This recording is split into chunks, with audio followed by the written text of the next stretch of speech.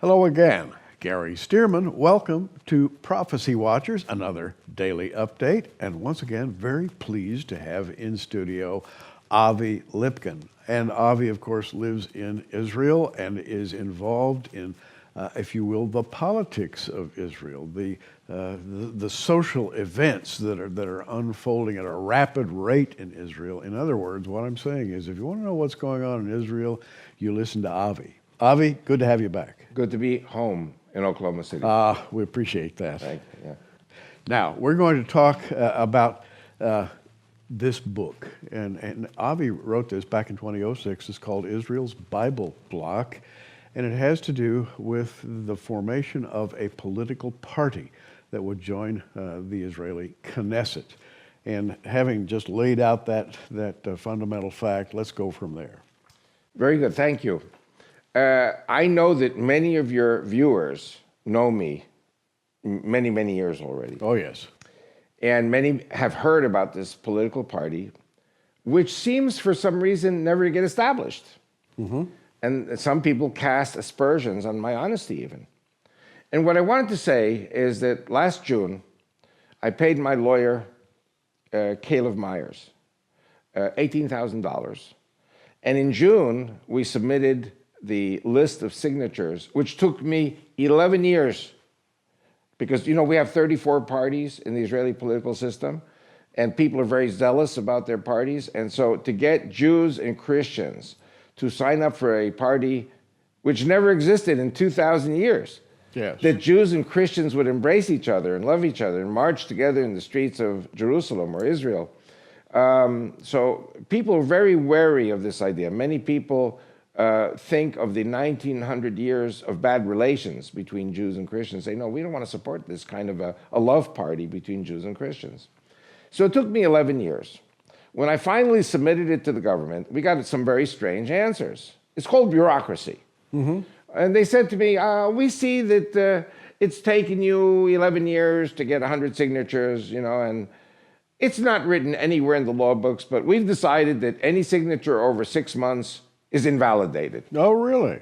So I've been collecting signatures, including my wife, my sons, my family members from 11 years ago, so it's all invalidated.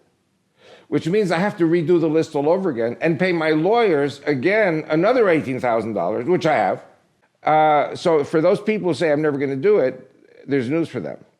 I'm totally committed to this party. We now have to raise another $18,000 for the Knesset bond for the registration. They also said to me, you have to provide for us on the list of founders their professions and their addresses. I don't understand why they need professions and addresses, because people change professions and addresses. It seems like to me they're just making it hard for you. They're making it hard for me. And they said to me also, and you say in the 8 principles of the party, you talk about Islamofascism. That's not going to go over well. You have to erase the term Islamofascism. That's hate talk. That's racist. Yeah.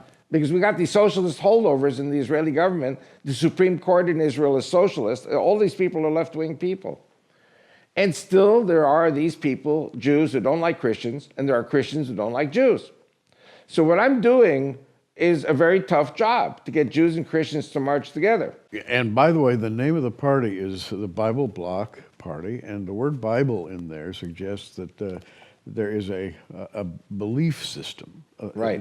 The Judeo-Christian belief system. In other words, this party has a spiritual core, and that alone would arouse suspicion in certain quarters, I suppose. Very correct. And as a matter of fact, Christians in Israel today have absolutely no representation. The Muslims are represented, the Druze, who are good people, they're represented, socialist communists, religious Jews, nationalist Jews. Christians are 8% of our population. They should have at least 8 or 9 members of Knesset, not even one. Wow. And so the purpose of my party will be no taxation without representation, just like a good American. That's what I grew up with. Where have I heard that before? Right. Yeah. So this is something that has been very frustrating. We now have July 1st, 2017, is as our D-Day for resubmission of the hundreds. We have the signatures. It was a dry run until now. Now we just get everyone to come back in and sign up, mobilize another, $18,000, $20,000. We also need more money for a campaign, but at least the registration process will be completed, hopefully by July 1st. And I want to tell you something. You remember The Good, Bad, and the Ugly, the movie? Oh, yes. I mean, that's a classic. The old spaghetti Western. The spaghetti Western. So there's a part there where Clint Eastwood and Eli Wallach are in this horse-led cart, and they're in Confederate uniforms. And actually, they're trying to get away from the Confederates. And all of a sudden, this troop of Union cavalry come up, and the Union cavalry are all gray because of the dust.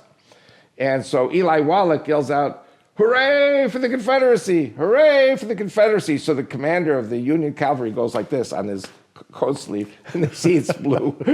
Straight to military jail for being on the rebel side. Yeah. And I feel like that cavalry officer with all these people trying to oppose this political party, and they're all going to be taught a very tough lesson July 1st. The Bible Bloc Party. And now let's talk about politics. And we rarely do this on Prophecy Watchers, but in this case, I think this plays into the times, biblically speaking. Right. We have a new president who has a much better relationship with the Israeli Prime Minister, Right. Benjamin Netanyahu. Will that affect what you're doing? How do you look at that?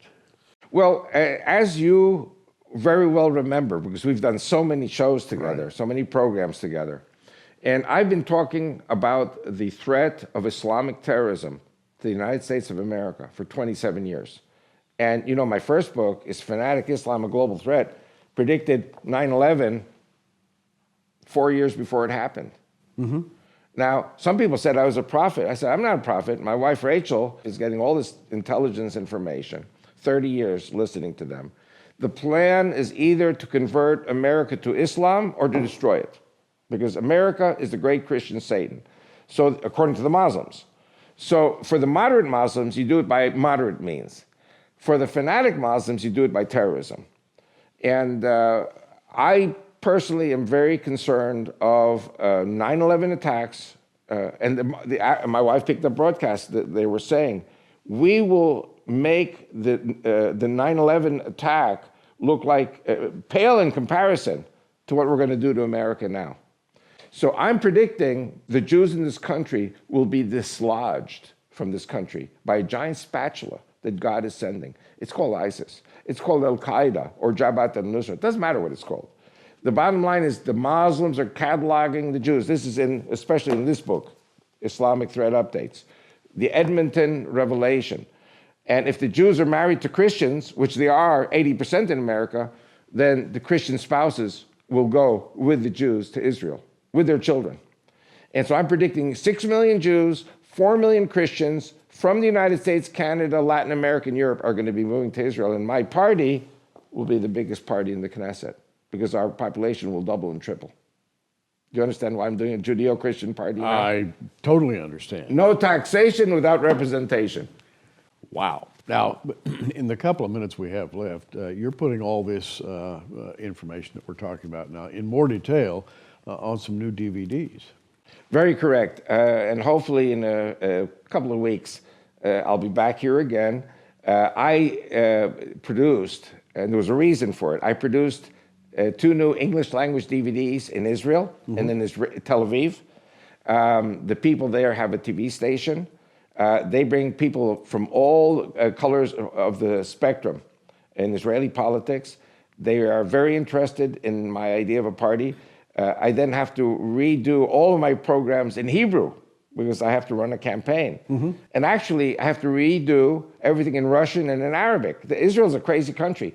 You run for office in Israel, you have to have everything in 4 languages, Arabic, Russian, Hebrew, and English. So these 2 DVDs, one of them is the DVD about the Bible Bloc Party, updated. Yes. And the other one will be, and I'm expecting you guys to promote it, will be the one about the situation today after the victory of President Trump, which is a miracle. And we're really not talking about political activity as much as we are a shift in spiritual perception. Correct. Because Christians, for a number of years, have been pushed aside. Right. Disregarded.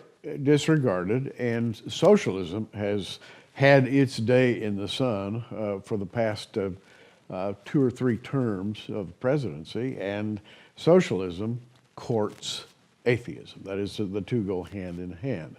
And so what we're seeing now, and I think your view is the same, we're seeing a kind of a realization among Christians, wait a minute, we're sleeping. We need to wake up. Amen. And that's what you're all about, right? And I'm a Jew calling for a Christian revival in all Christian denominations.